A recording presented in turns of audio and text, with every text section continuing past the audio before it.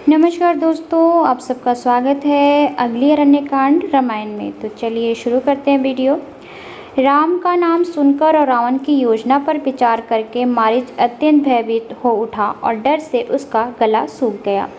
रावण को अपलक घूरते हुए मारीच ने दोनों हाथ जोड़कर रावण से कहा, हे स्वामी, यदि आप अपनी योजना पर अमल करेंगे तो यह लंका सहित सभी राक्षसों के विनाश का कारण बन जाएगी। अपनी वासना के वशीभूत होकर और राम की शक्तियों से अनजान होने के कारण आप बिना सोचे विचारे अनर्थ के मार्ग पर बढ़ रहे हैं। इससे पहले कि आप आंख मूंदकर स्वयं अपने विनाश को निमंत्रित करें, कृपया करके राम की असीमित शक्तियों के बारे में मेरी बात ध्यान से सुनें। राम को देखने से पहले मैं अपने हाथ में गदा लिए और अपनी अतिमानवीय शक्ति पर दम भरते हुए पृथ्वी पर विचरण करता था। मैं दंडकारण्य के ऋषियों का मांस खाकर जीवित रहता था।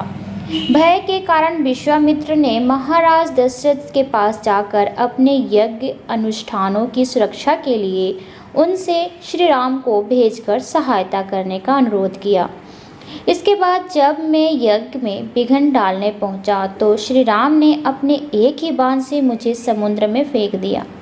राम से बच जाने पर मैं लंका लौट आया, परंतु तब भी मेरा अहंकार समाप्त नहीं हुआ था।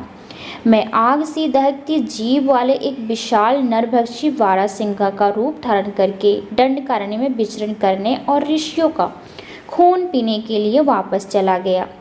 तब एक बार फिर से सीता और लक्ष्मण के साथ वन में विचरण करते राम से मेरा सामना हुआ। मेरे मन में यह विचार उठा कि भला किस कारण से उन्होंने संन्यास ग्रहण किया है, परंतु मैंने उनसे बदला लेने का निश्चय किया। परंतु जैसे ही मैं उन पर आक्रमण करने के लिए झपटा तो राम ने तत्काल 3 बाण चलाकर मेरे दोनों साथियों का वध कर डाला।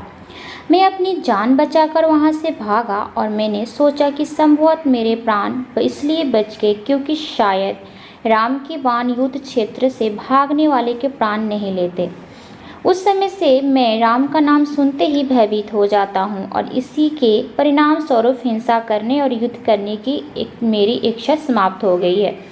मैंने दूसरों का अमंगल करना छोड़कर योग अभ्यास का एक तपस्वी जीवन जीना आरंभ कर दिया है, परंतु अब तक मुझे मानसिक शांति नहीं मिल पाई है, क्योंकि जब भी मेरी दृष्टि किसी वृक्ष पर पड़ती है तो मुझे लगता है कि यह वृक्ष की छाल पहने राम हैं।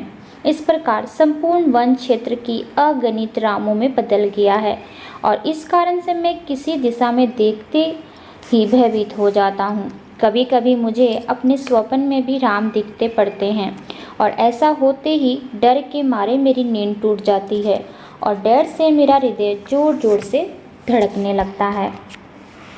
राम के नाम तक से मुझे इतना डर लगने लगा है कि र अक्षर से शुरू होने वाला रत या रतन जैसे किसी शब्द तक को सुनकर मेरा हृदय कांपने लगता है।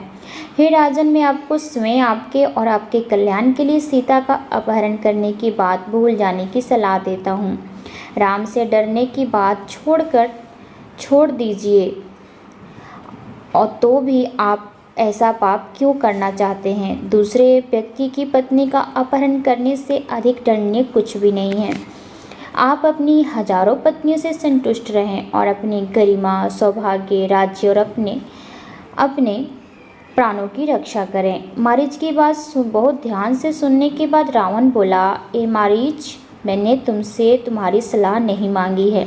तो मिलते हैं अगली वीडियो में, तब तक के लिए इजाज़त दीजिए। धन्यवाद।